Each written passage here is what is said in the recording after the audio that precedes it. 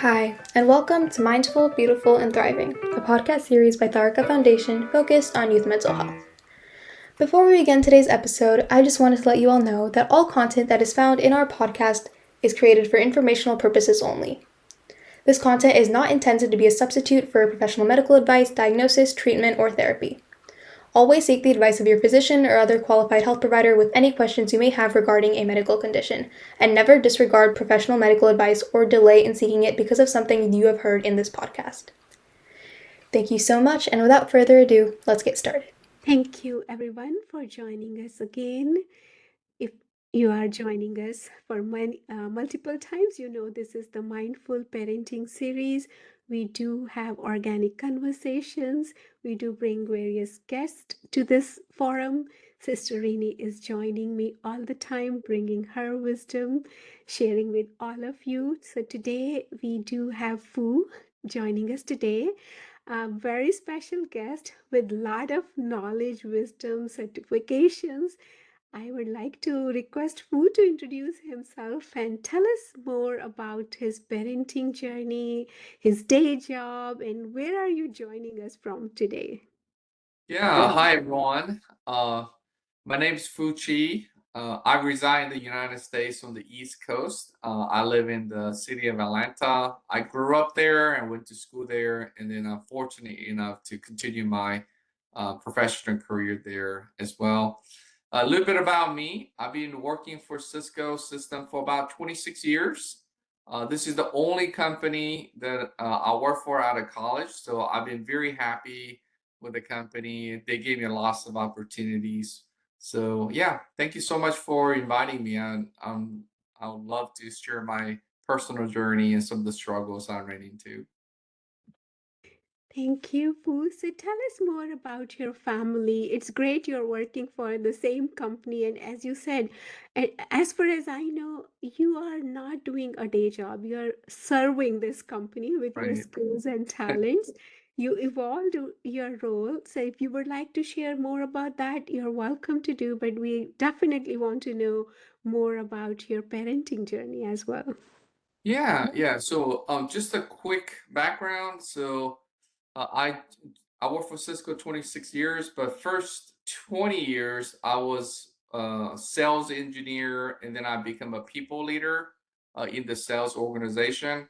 Along the way, I really fell in love in developing people, coaching people. So for the last 5 years, I've been a full-time speaker, trainer, and coach, and I developed sales engineers and people leaders that I used to be part of that community. So I really get to do my dream job now. And then this is probably the last role I will do before I retire from Cisco.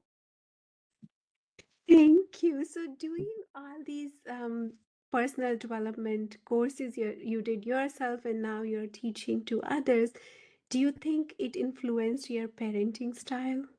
Yes, absolutely. So um, I can kind of share some of my journey and then what happens. So when you get trained as I was an electrical engineer or computer engineer. We are very, very technical.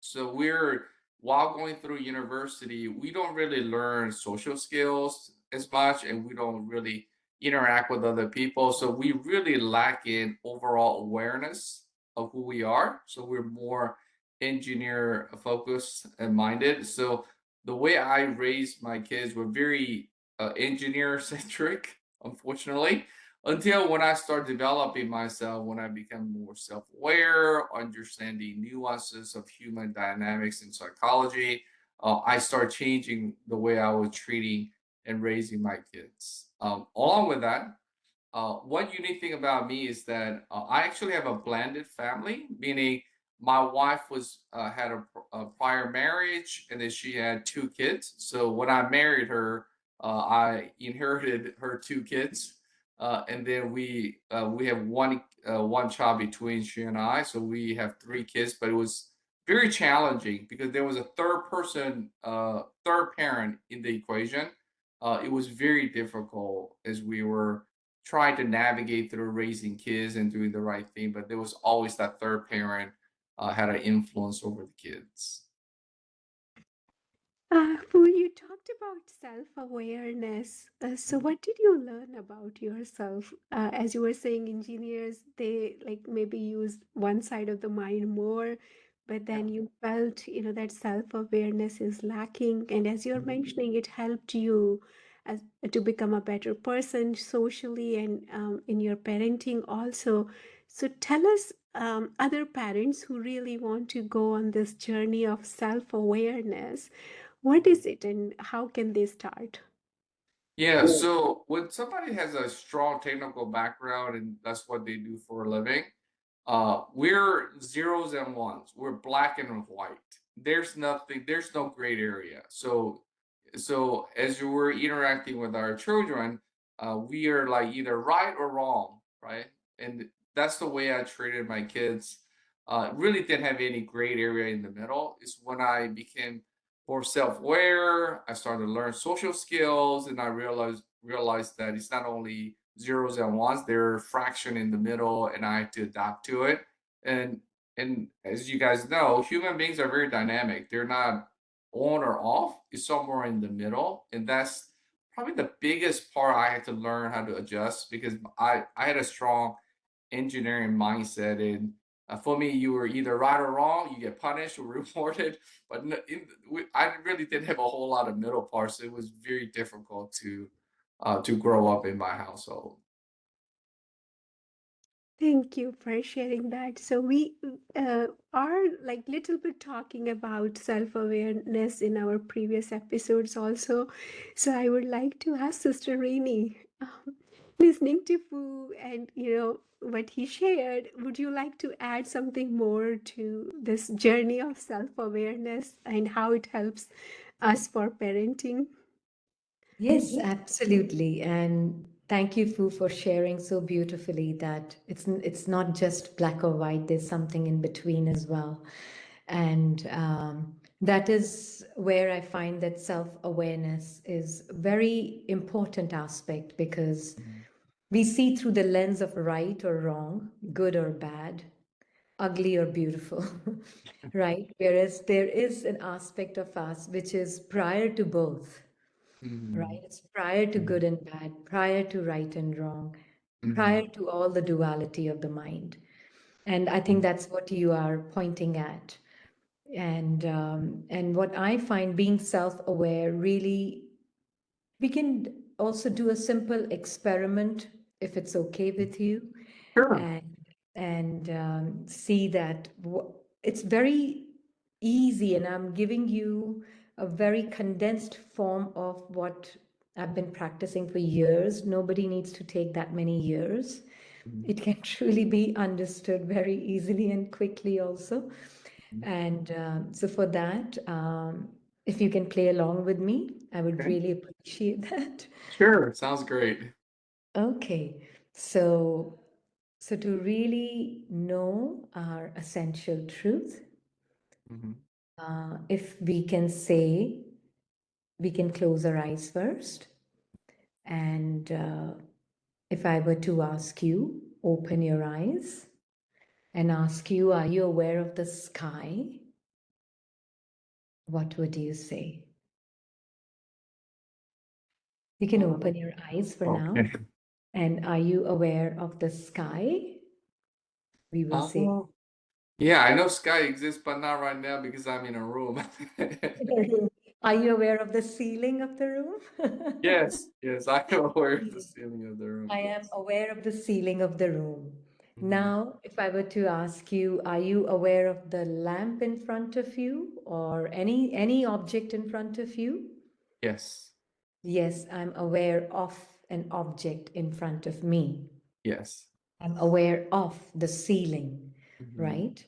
So I'm aware of some object right now. Mhm. Now, that being aware of becomes more subtle when we close our eyes. And if I were to ask you, this may need some little bit of relaxation of attention from objects to, are you aware of your thoughts? Yes. Yes. So now our being aware of something has become more subtle. So from gross objects to subtle objects. Subtle object is thoughts, Mhm. right? Right. Now, if I were to ask you, are you aware of any sensations in the body? It could Yes. be sitting in the chair or any sensations in the body. Yes. Yes. So, are we aware of something so far? So, from gross to subtle. Mhm. Now, are we aware of the stories of the past, present, future, worries, maybe in the form of thoughts or images? Mhm. Yes. Yes. So, we are aware of something or someone Mhm. all the time, right? So, there's constant awareness of some object of experience.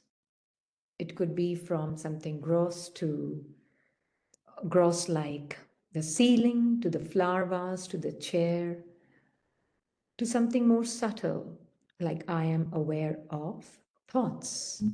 I'm aware of sensations. That's more subtle. It's not as gross as other objects. Now, if I were to ask you, are you aware not of something, but just are you aware? Yes. Yes. Now, where did your attention have to go to find this experience of just being aware? Did it go to sensations to answer that question? Um, no, not Did really. it, Just in my thoughts. was it a thought? Yes, I'm aware. Or what that was a formulation of your experience in thought. So it's like you, when I said, are you aware of the ceiling? Your attention went to the ceiling. Right. Are you aware of thoughts? Your attention came back a little bit and went to the thoughts. Then, when I asked you, are you aware of sensations? Mhm. Your attention came back a little bit more from thoughts to sensations. And Mhm. when I asked you, are you aware? Mhm. Not of some content of experience, but just in general, are you aware? Mhm.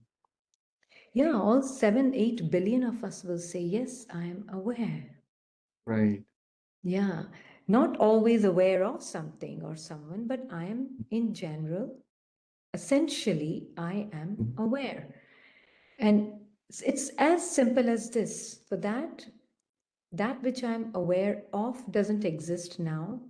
All Mhm. that exists is I am aware. Mhm. That is the essential nature of who I am.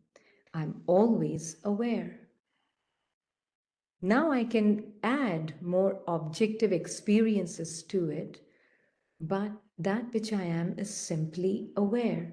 Now, if I were to ask you, is the one that is aware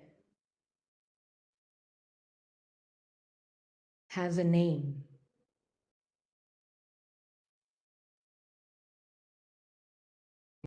Not to me, no. Okay, very I think good. it's It's just not the existence. just the existence. Okay, very good. So that which is aware has no name. Does that one, because sometimes a thought can say, yes, I, Rini, am aware, Mhm. right? And the name Rini can change, let's say, into something like Rita. I don't know, I'm just changing a name. Right. So, does that mean the one that is aware has changed from Rini to Rita? Because what we are trying to find when we say, are we self aware? Mhm. Because our experiences are constantly changing, Mhm. our sensations are changing. Is it true? Our thoughts are changing always. Is it true?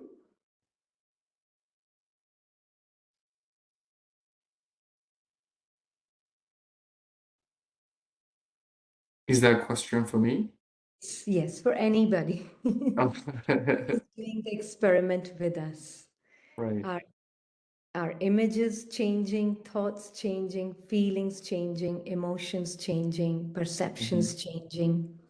Is it true? I don't think it's changing. It's just that you're experiencing something different. Yeah. So to experience something different, it has to change. Is Mhm. it true? Yeah. Are we thinking So the same thought for next 10 minutes? no, it would be constantly changing.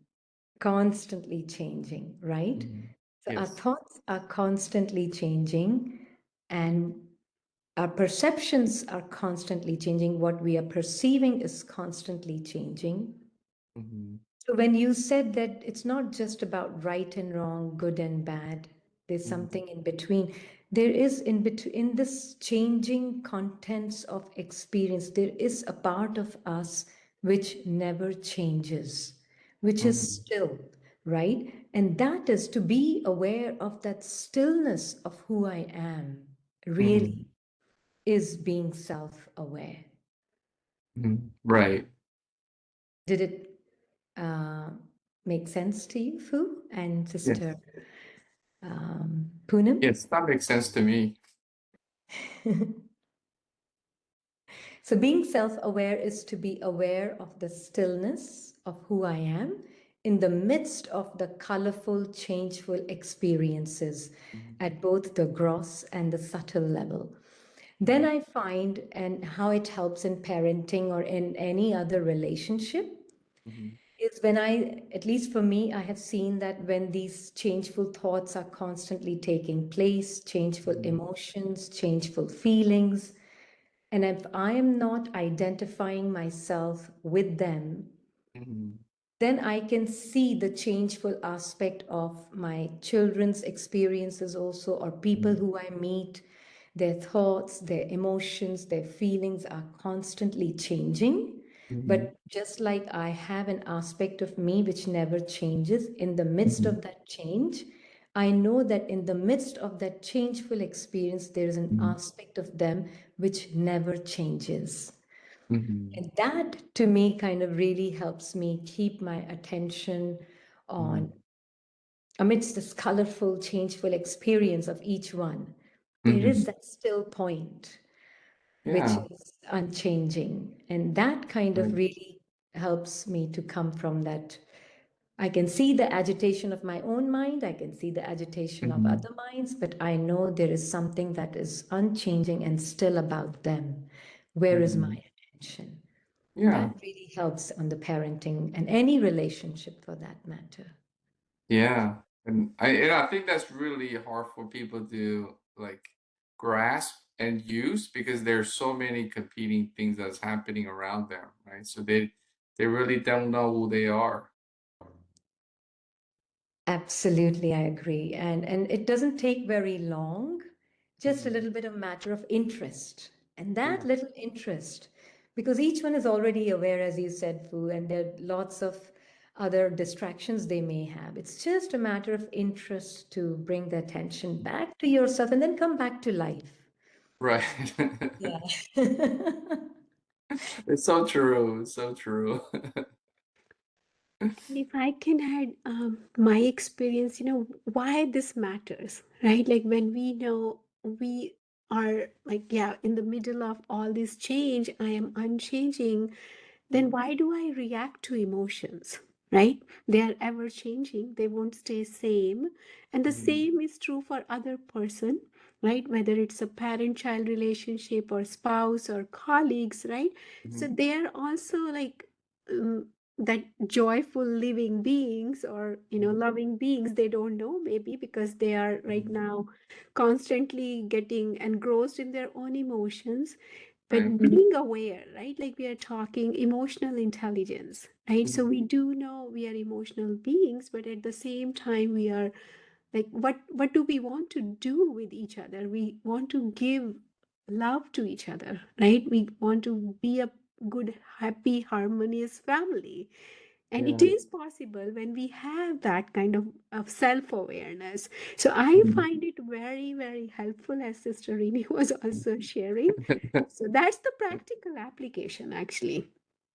Yeah, absolutely. And I tell my clients too in the work that I do is that once the emotion gets hijacked, uh, it's very difficult to get back in control, right? Because hijack emotions have a very domino effect, and then they'll never get back to their, like what you were saying, being self-aware. That is not achievable at that point. They have to just excuse themselves and they recenter themselves.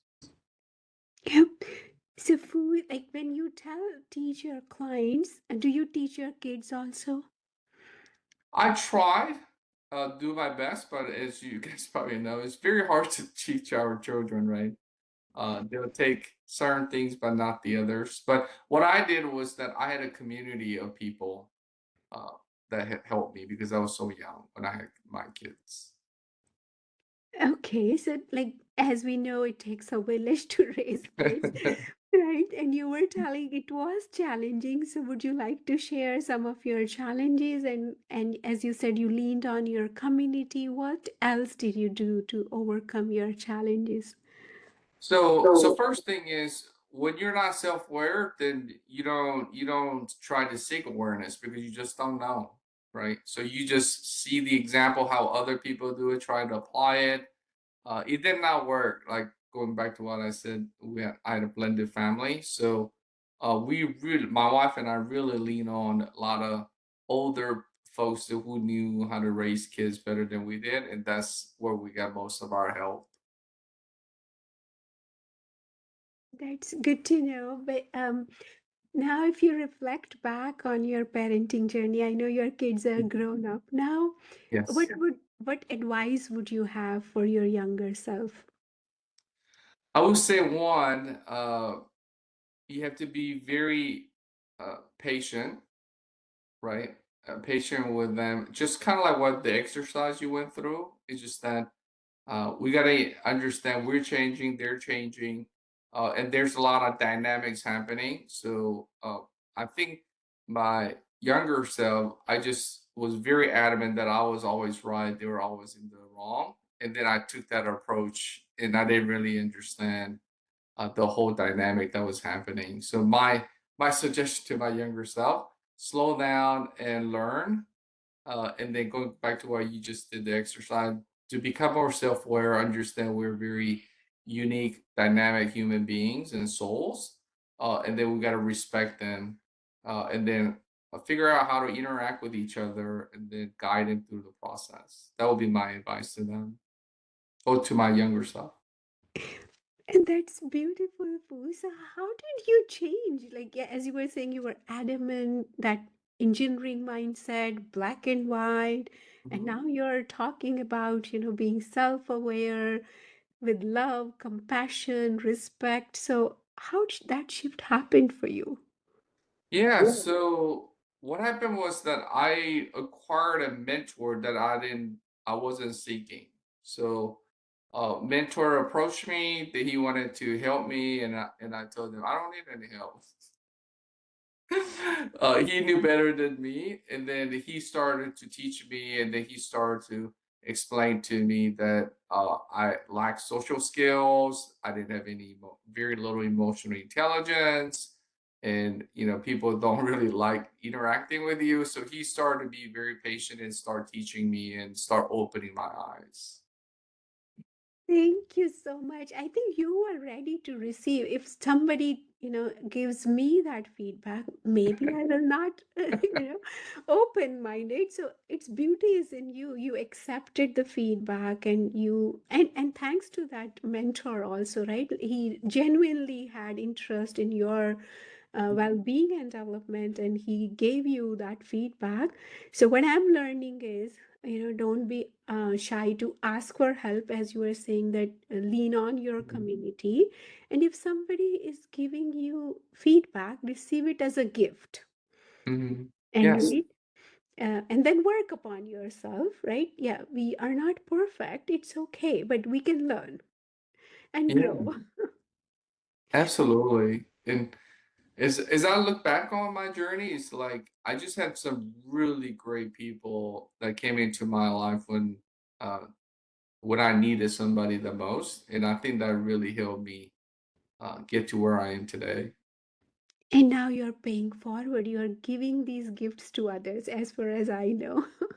Yeah, my community needs a lot of work because they're where I was when I was lost, and they're basically not aware of that they need a lot of work. So yeah, I'm able to pour into them just like my mentors poured into me. That is so beautiful. And that's exactly we are trying to do here, three of us. We are telling our journey and we are telling, yeah, we learned along this journey and learn from us. Because, as you're saying, nobody's perfect. Even I started my career as an engineer. I had my own mindset. And my kids over the time, they rather made me a better version of myself. So I give them full credit for that. Right? Oh, that's Sister, so good. yeah, Sister Rini, would you like to add anything before we drop off? No, I love what Fu said. It was patience, right? And really the number one quality, it is like if somebody was to ask me, what is the main quality that really nurtures any relationship? If three qualities was to be mentioned, it would be patience, Mhm. patience, and patience. So true. Absolutely.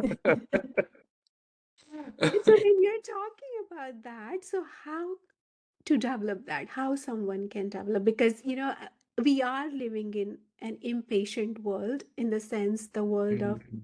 AI, where response is so quick. Even Mhm. humans are becoming now bottleneck. Productivity rate is so high, and we are talking about patience here. So how someone can, and especially parents, because we do know, like, parents, they are doing multiple roles, parents roles, employees role, right? Like other society, like they might have responsibility. So you said a keyword, but any tips on that, Sister Rini, and then I will come to you also, Fu. Okay. Would Fu like to share first? Then I can go afterwards. What comes to mind? Um, I think this kind of ties back to impulse control. So we do a lot of training on impulse control, which is similar to pause. Is that I teach my clients when they have a urge to say something, uh, or immediately react, that's not positive. So I teach them like maybe you need to count till 10 seconds, right? To hold themselves back. And what I've noticed with my clients that once you start like count down, you going back to what you just help us with, you become a little bit more self-aware. It's like maybe I shouldn't say that, or maybe I should not do that. And they told me that they got a lot of great progress in their ability to be less impulsive, but I think that's also tied to patience.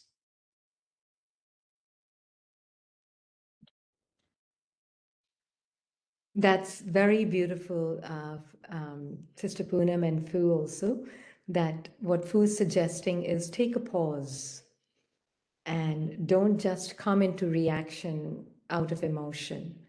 And that is probably that's where one would start. And as we take that pause, what do we do in that pause? That's the question sometimes we get a lot. That okay, I take a pause. Now what? Mhm. And in that pause, as the exercise we did, it's like, okay. And it sounds like it takes a long time to do this. And it may take 5 minutes in the beginning or 10 minutes in the beginning, but the timeline gets shorter and shorter and Mhm. shorter, the time duration. And so I would say that in that pause, just see at least, I mean, at different levels, different techniques are suggested. But I would say in the very beginning, I would just probably take a pause and bring my attention to the breath and allow the emotion to relax in me, Mm, whatever that emotion may be. yeah. It is not the lens through which I'm going to respond. It Mhm. is a lens that I'm going to not reject it or deny it or suppress it or kind of fight with it, but just allow it to be. And then as the emotion calms down, it may take sometimes 5 minutes. And I know Mhm. one of the people who I know quite well, they would say there's no such thing as an emergency.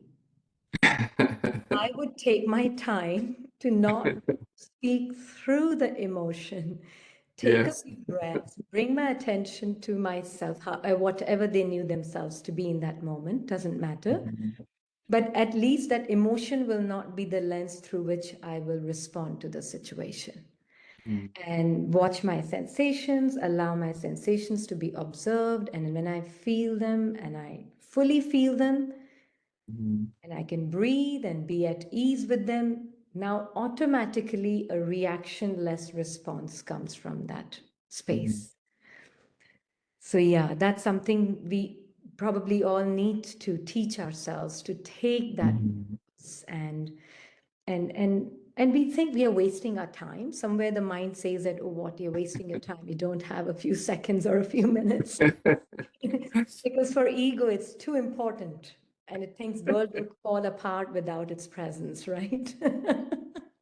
I'm smiling, giggling because that's what my clients would tell me. Oh, okay. That's why, like, when you were saying, that, I'm like, oh yeah, that's what my clients tell me. But you're right. It's the ego wanting to lash out to whatever the situation might be. You're absolutely correct. Yeah, and ego feels like if I don't respond now, the world will fall apart.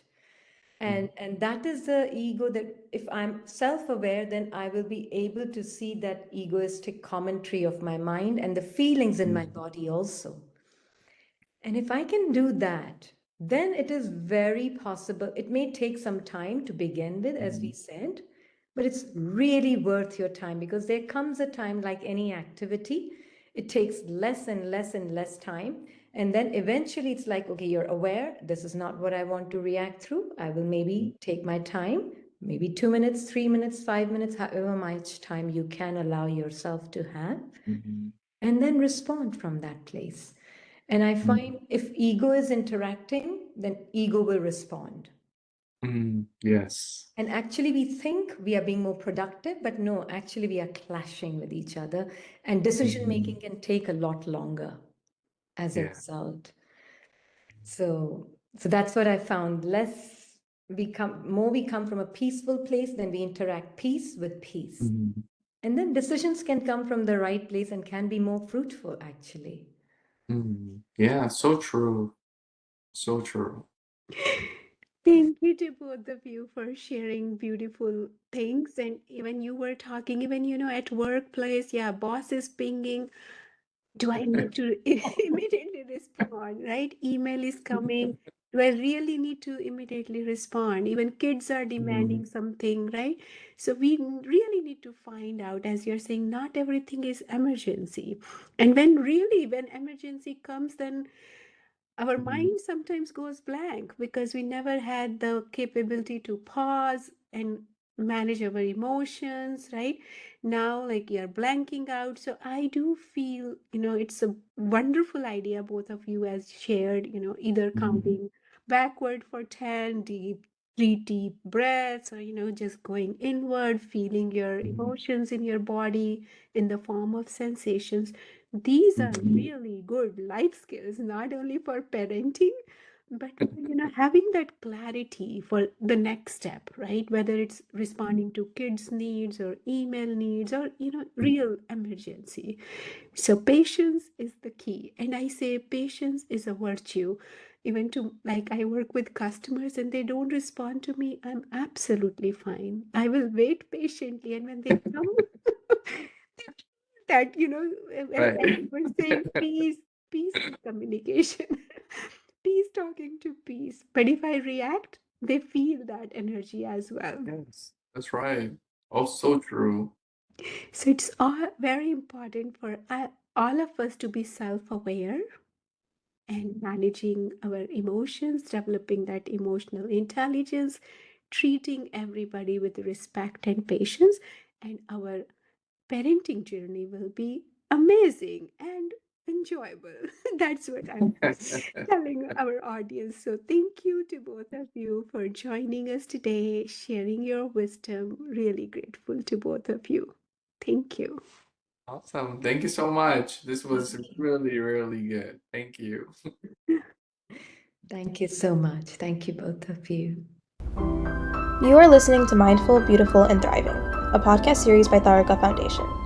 As part of our youth series, we will be releasing new episodes every month, so make sure to continue to check those out. We hope you enjoyed this podcast, and we thank you so much for listening.